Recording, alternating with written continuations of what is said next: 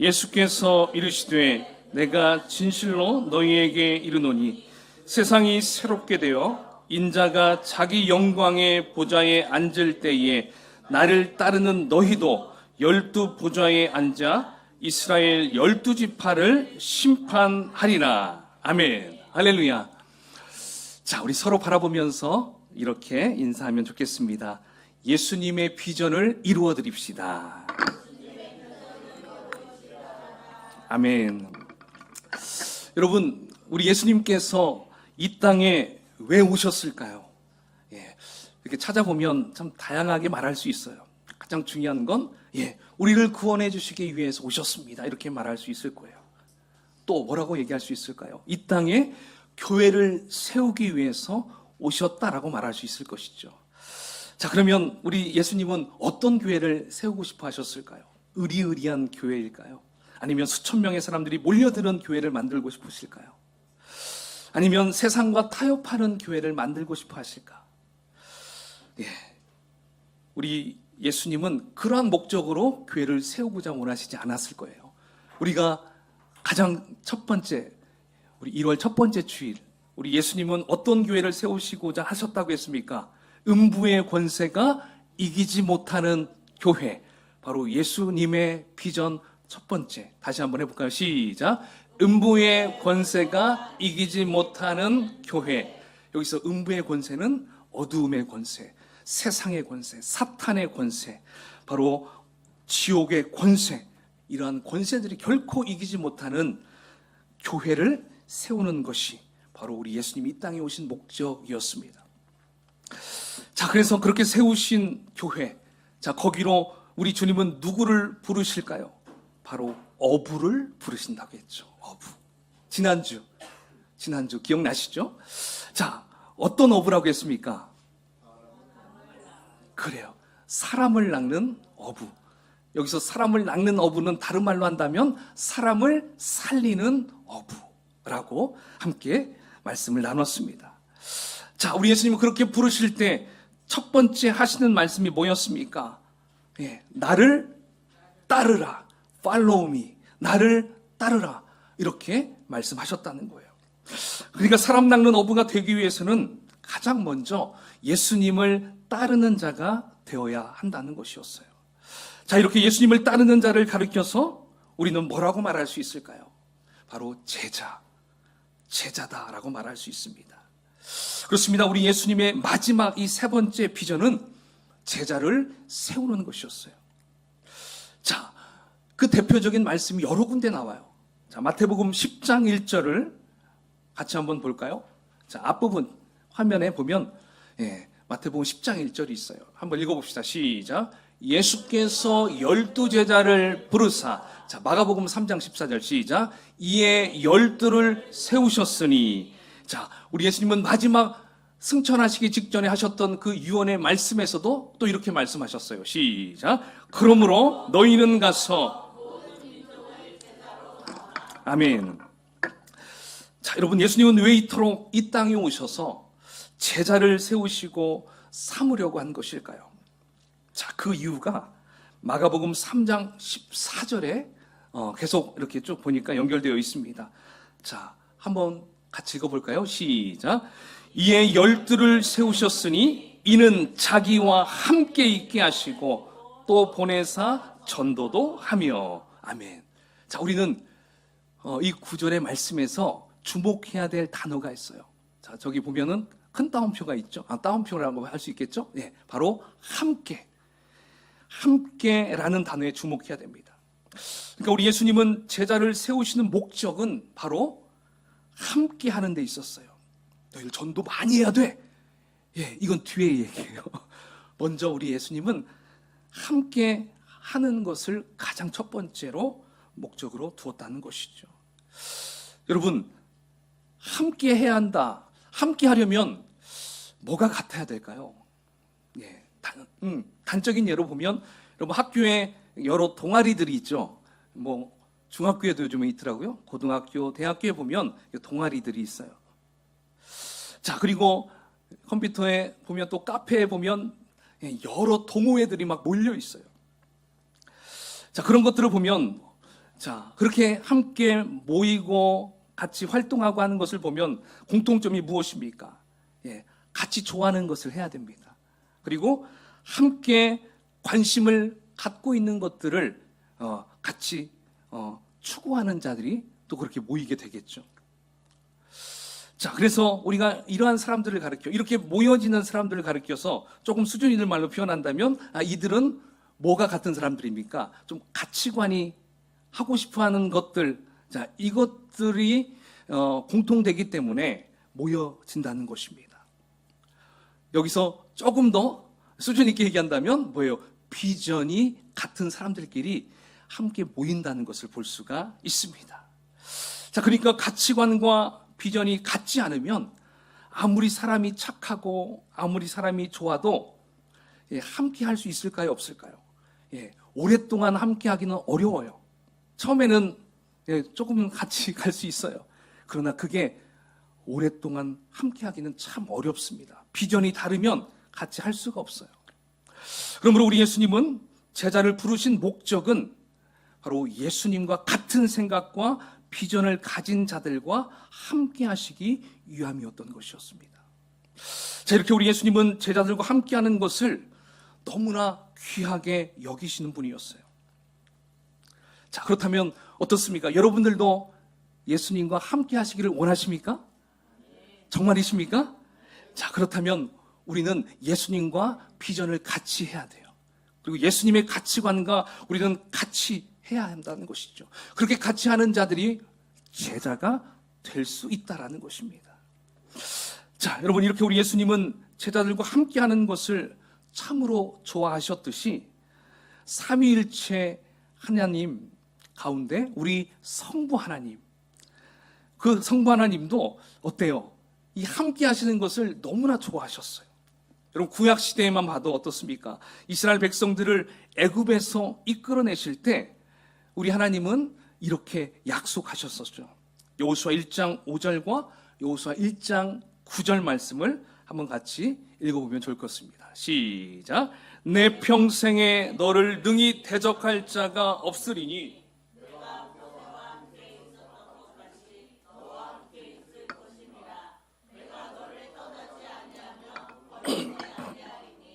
강하고 담대하라. 두려워하지 말며 놀라지 말라. 네가 어디로 가든지 내 하나님 여호와가 너와 함께 하느니라 하시니라. 아멘. 보십시오. 이렇게 성부 하나님도 모세와 또 여호수아 그리고 이스라엘 백성들과 함께 하시기를 원하셨다는 걸 볼 수 있습니다. 비전이 같은 자들이라는 것이죠. 자, 그러면 우리 성령 하나님은 어떠실까요? 요한복음 14장 16절부터 17절까지 보면 자, 이렇게 말씀하고 있어요. 시작. 내가 아버지께 구하겠으니 그가 또 다른 보혜사를 너희에게 주사 영원토록 너희와 함께 있게 하리니 그는 진리의 영이라. 세상은 능히 그를 받지 못하나니 이는 그를 보지도 못하고 알지도 못함이라. 그러나 너희는 그를 아나니 그는 너희와 함께 거하시며 또 너희 속에 계시겠음이라. 아멘. 자, 보십시오. 우리 성령 하나님도 믿는 성도들과 함께 하기를 원하시는 분이라는 걸 우리는 발견할 수 있습니다. 근데 함께 하는 것을 지나서 우리 성령님은 너희 속에 그러니까 우리 속에 거하기를 원하신다라고까지 말씀하고 있다는 것입니다. 우리 안에서 우리 속에서 뭐 하시겠다는 거예요? 우리를 도와주겠다는 거예요. 그래서 보혜사 성령이 뭐예요?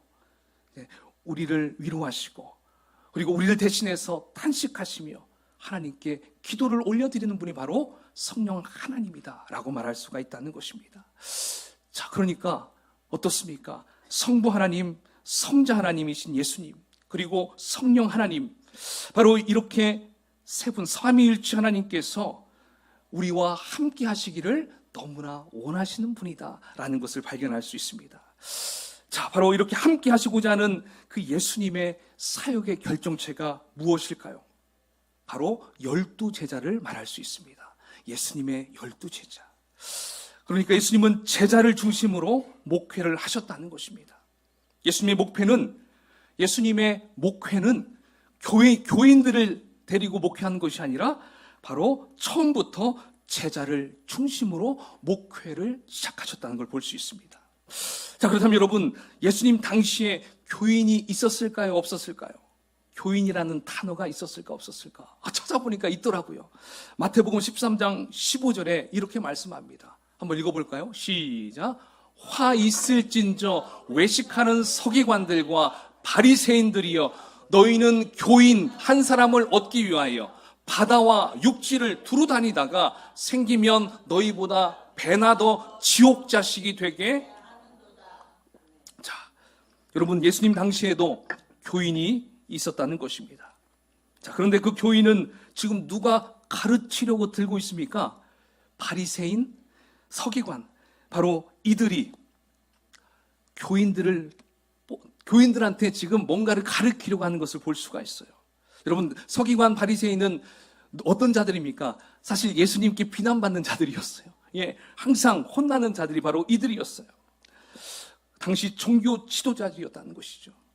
그러니까 예수님 당시 종교 지도자들은 제자를 데리고 사역한 것이 아니라 교인을 데리고 이들은 사역을 했다는 걸 볼 수 있습니다. 자, 그들은 교인을 데리고 사역하면서 결국 이들은 어디로 끌고 가는 자들이었습니까? 지옥의 자식이 되겠다는 거예요. 그러니까 여러분, 주의 종을 잘못 만나면 어떻게 될까요? 그냥 지옥으로 나도 모르게 그냥 가고 있는 상태라는 것이라는 거예요. 자, 그러나 우리 예수님은 어떻게 목회를 하셨다고 했습니까? 교인을 데리고 하신 것이 아니었어요. 처음부터 제자들을 중심으로 목회를 하셨다는 것입니다.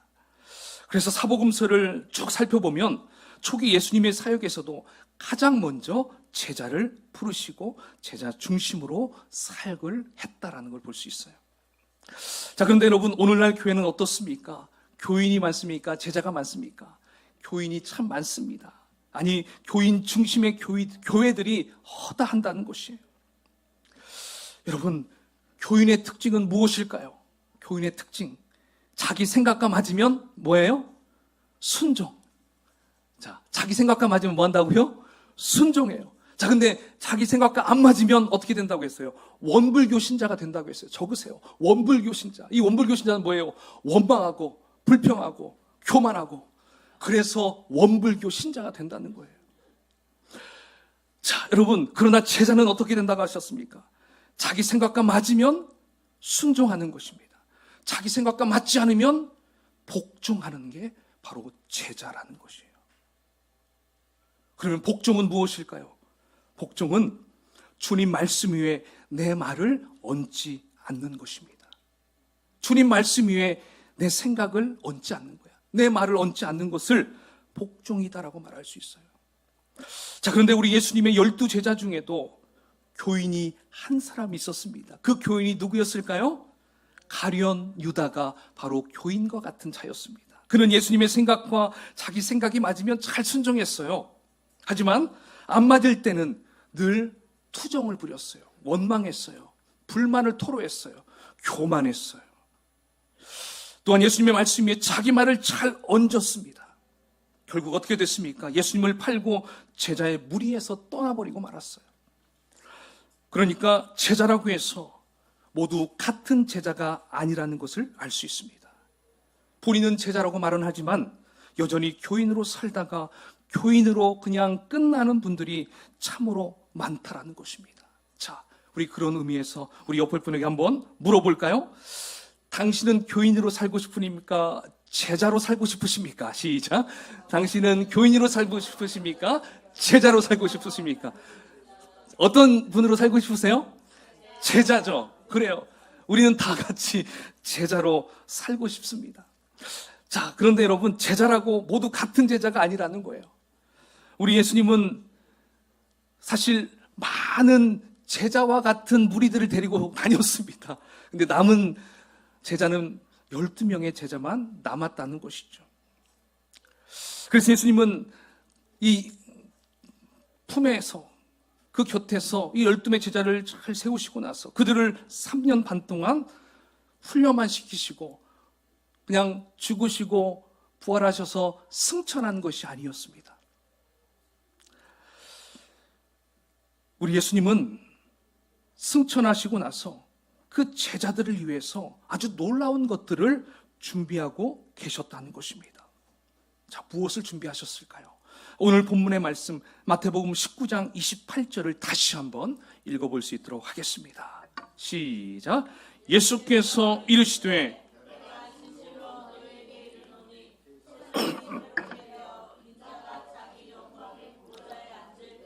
나를 따르는 너희도 12보좌에 앉아 이스라엘 12지파를 심판하리라. 아멘. 자, 여기 말씀 가운데 세상이 새롭게 되어 인자가 자기 영광의 보좌에 앉을 때, 자, 이때는 언제일까요? 그렇죠? 지금 아직 안 왔죠? 바로 예수님이 다시 오실 그 재림의 날이에요. 재림. 바로 그 다시 오시는 그때, 바로 나를 따르는 너희도 어디에 앉게 한다는 거예요? 12보좌에 앉아서 이스라엘 12지파를 심판하게 해주겠다는 것입니다. 자, 이 말씀은요, 예수님과 함께 했던 제자들이 이제 그때가 되면 12보좌에 앉아서 예수님과 함께 12지파를 다스리는 복을 주겠다는 것입니다. 다스리는 권세를 주시겠다는 거예요. 저기서 심판한다는 것은, 심판은 사실 누구만 할 수 있어요. 우리 하나님, 우리 예수님밖에 할 수 없어요. 근데 그 심판이라는 것은 너 잘못해서 이게 아니라 다스리는 권세를 의미해요. 통치의 개념으로 생각하면 된다는 것입니다. 그러니까 여러분, 우리는 이 땅에서 다스림을 받는 자였잖아요. 근데 예수님과 진정 함께하며 끝까지 주님의 제자로 남는 자들은 우리가 죽고 그 다음 주님을 맞이했을 때 우리가 어디에 앉게 된다는 것입니까? 바로 예수님의 보좌에 앉아서 함께 통치하고 다스린다는 것입니다. 여러분, 통치를 받는 게 좋아요? 통치를 하는 다스림이 좋겠습니까? 그렇죠. 다스림의 권한이 너무 좋아요. 여러분, 노예들 얼마나 불쌍해요. 하지만 다스리는 권세를 가진 자들, 그들을 보호할 수도 있어요. 네, 그들을 더 편안한 자리로 만들어줄 수도 있어요. 근데 다스림 받는 자들은 내가 하고 싶어도 할 수가 없는 것이죠. 자, 그러니까 지금은 너희들이 이 땅에서 제자로서 살아가는 이 길이 뭐예요? 어떤 길입니까? 십자가의 길이고 손해보는 길이고 좁은 길처럼 보이겠지만 이제 마지막 때가 되면 왕의 자리, 영광의 자리, 통치의 자리, 한마디로 예수님의 은혜의 보좌에 앉게 해주겠다라는 약속의 말씀인 것입니다. 자, 그러고 보니까 우리 예수님은 자신이 훈련시킨 제자들을 지금 어디까지 인도하신 겁니까?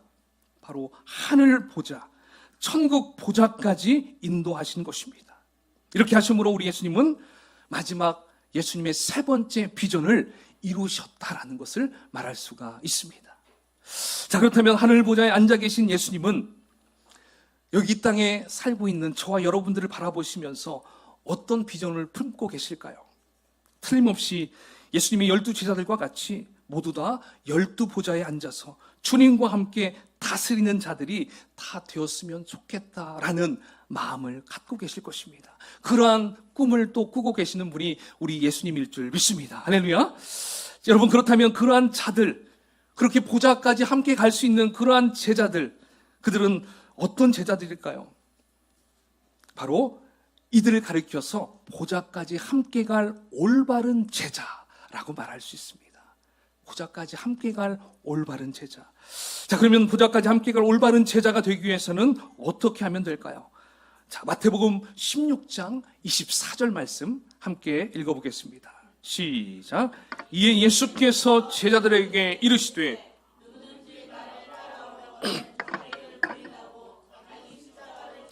나를 따를 것이니라. 아멘. 자, 여러분, 보좌까지 함께 갈 올바른 제자가 되기 위해서는 첫 번째, 자기를 부인해야 됩니다. 자기를 부인해야 돼. 여기 자기를 부인하다라는 말은 자신을 무가치하게 여기는 것이 아니에요. 그런 뜻이 아닙니다. 자신의 감정을 억압하라는 것도 아니에요. 자존감을 버리라는 말도 아니에요. 자, 여기 부인하다라는 말을 이 원어로 찾아보니까요, 이런 뜻입니다. 관계를 끊다, 소유권을 포기하다, 그리고 주인의 자리를 내려놓다. 우리 다음 화면 한번 보여주시죠. 자, 보세요. 헬라어로 하니까 아파르네오마이, 관계를 끊다, 소유권을 포기하다, 주인의 자리를 내려놓다. 즉, 내 인생의 주인은 내가 아니라 누가 주인이라는 것입니까?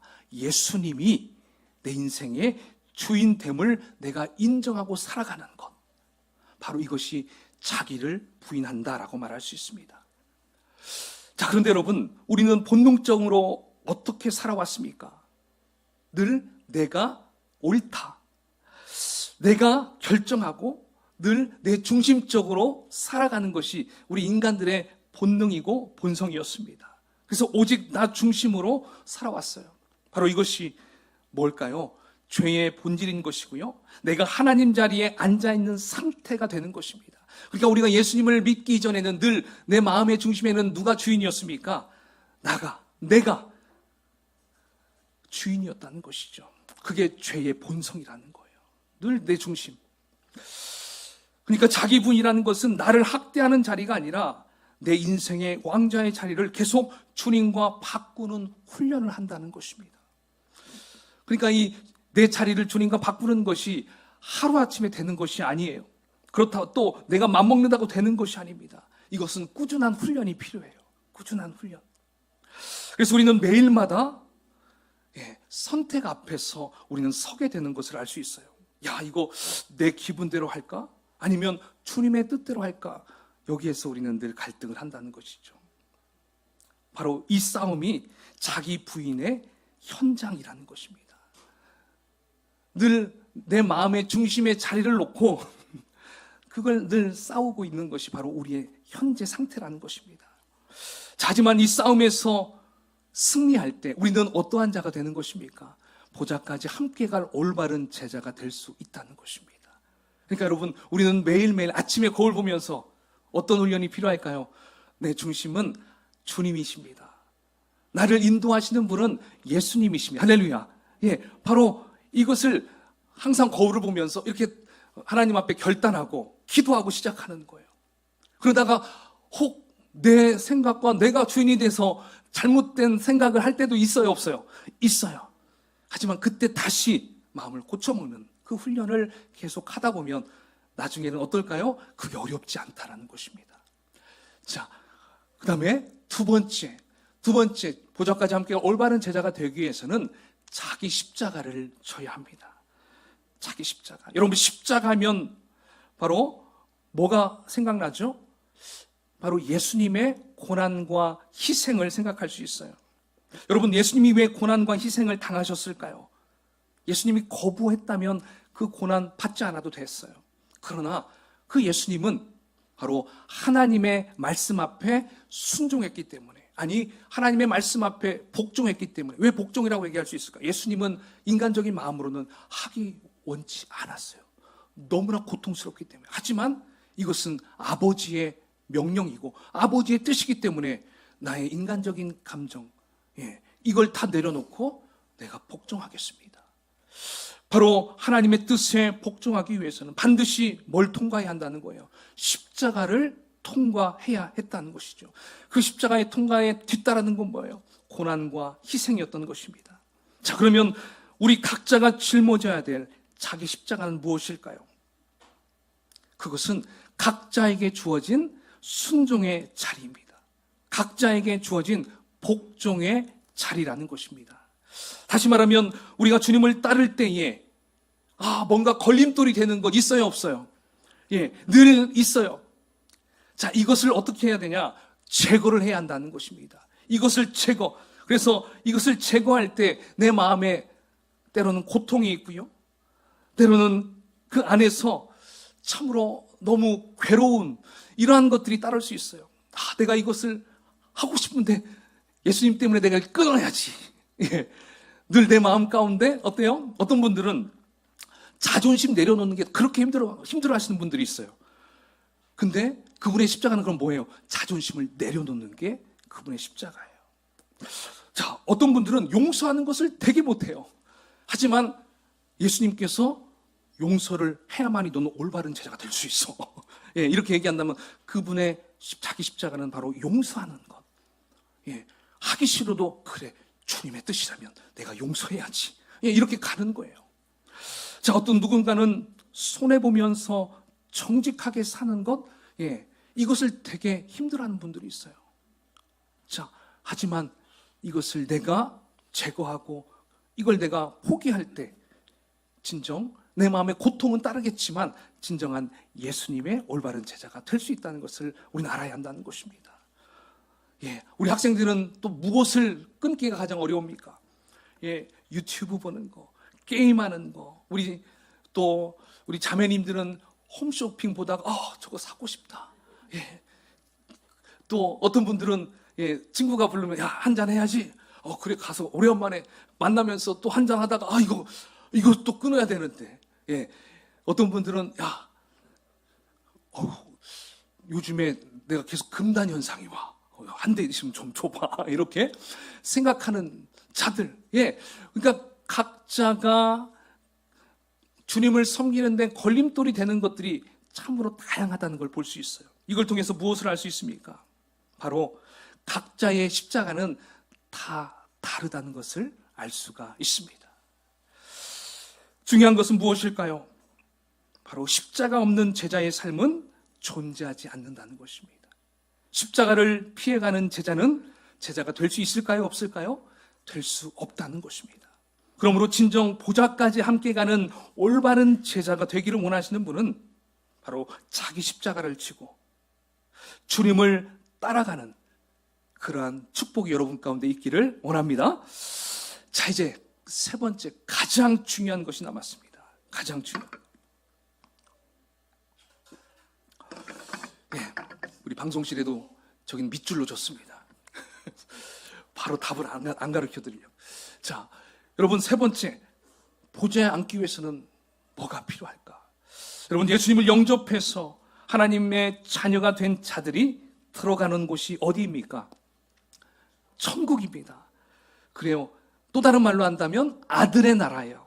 아들의 나라. 천국에 들어가는 것이죠. 자, 그러나 예수님이 앉아 계시는 보좌는 달라요. 보좌라는 것은 반드시 누가 앉을 수 있을까요?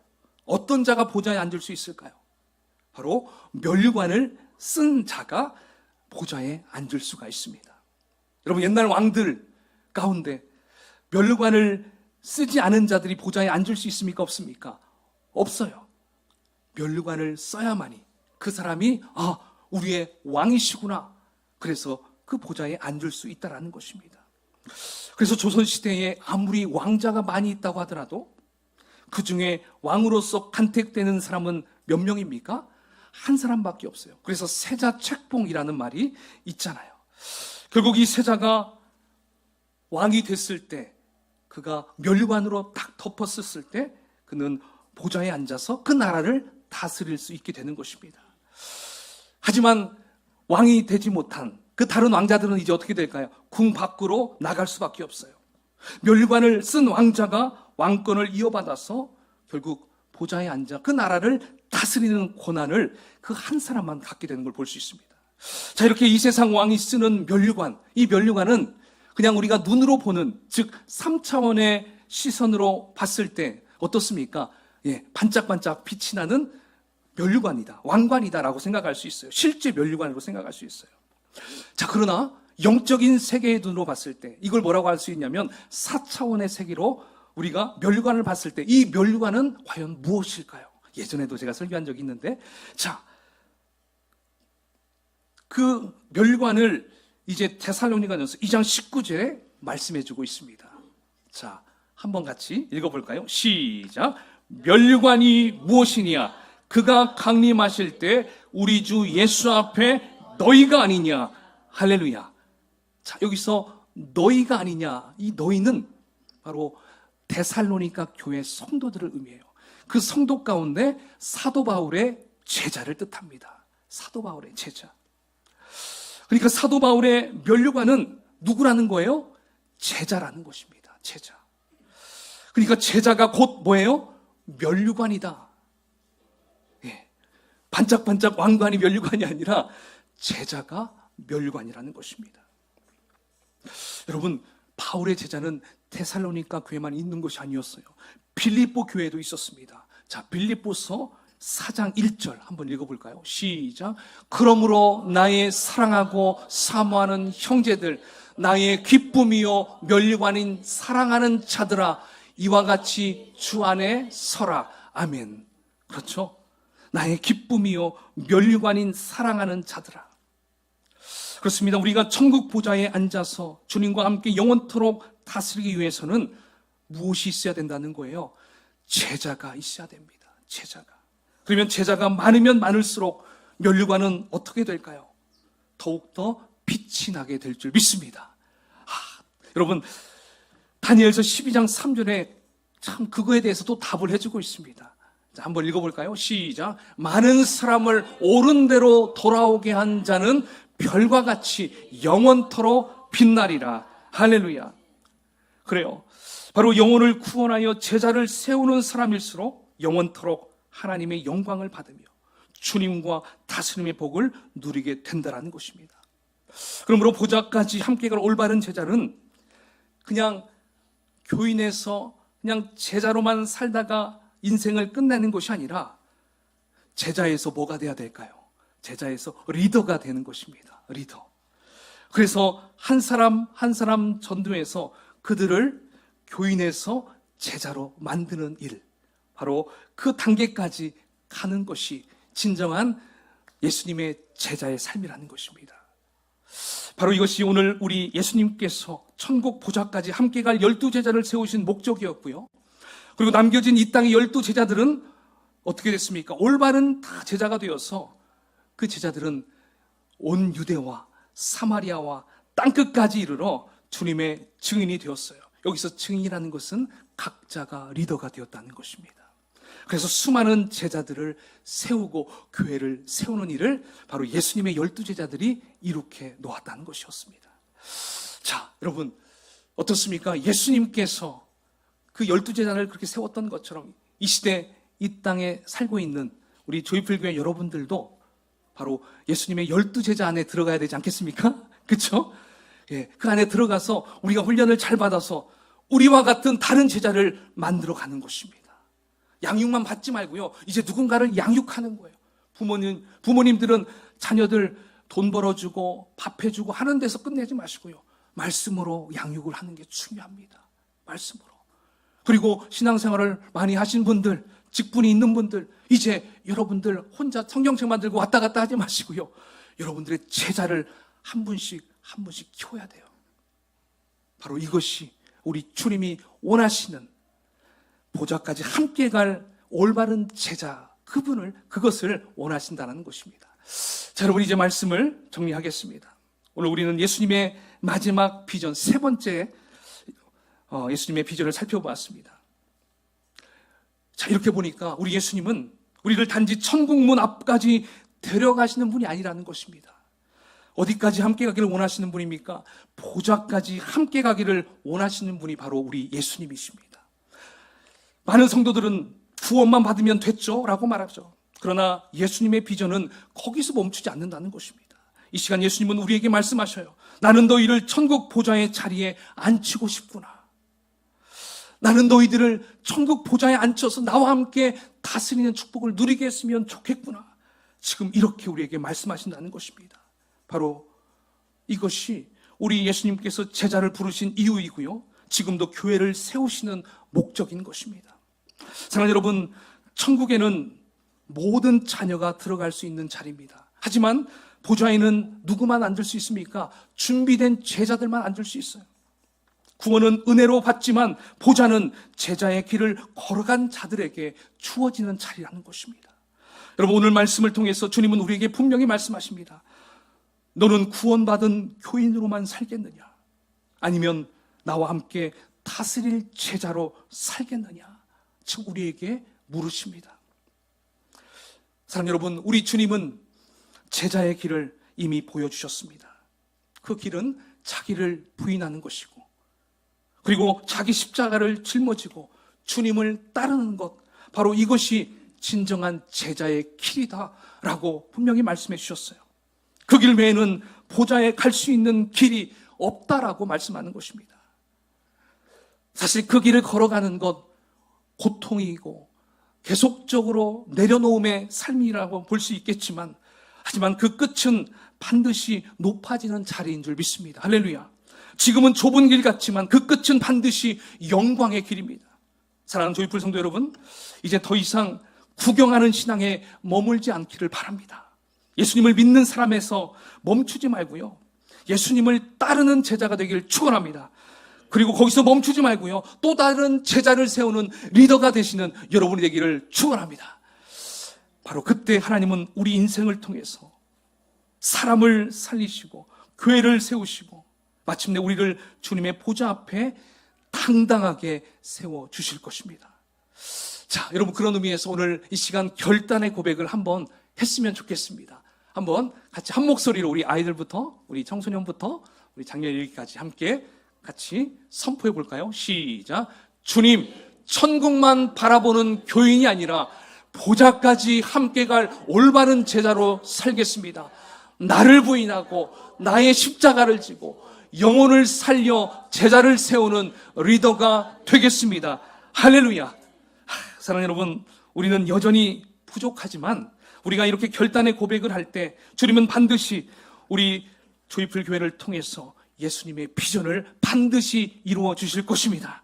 이 믿음으로 여러분 모두가 보좌까지 함께 간 올바른 제자가 되어서 주님께 기쁨이 되고, 진정한 나의 제자로구나, 주님 앞에 정말 마지막 그 보좌 앞에서 딱 안아주시며 눈물을 닦아주시며 우리를 위로해 주실 그 주님을 기대하며 살아가시는 저와 여러분 되시기를 주의 이름으로 축원을 드리겠습니다.